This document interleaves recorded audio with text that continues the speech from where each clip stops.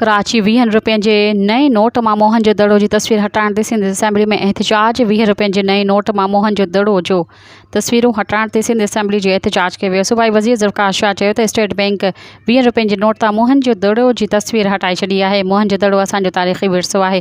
असांजो मुतालबो आहे त मोहन जो दड़ो जी तस्वीर हटाइण वारो फ़ैसिलो वापसि वरितो वञे।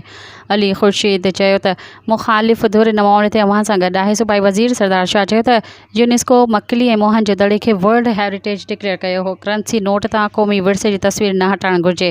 इन मामले ते सूबाई वज़ीर खे ठहरा आणणु घुरिजे। सिंध असेंबली जो इजलास सूमर 12 वॻे ताईं मुलतवी कयो वियो।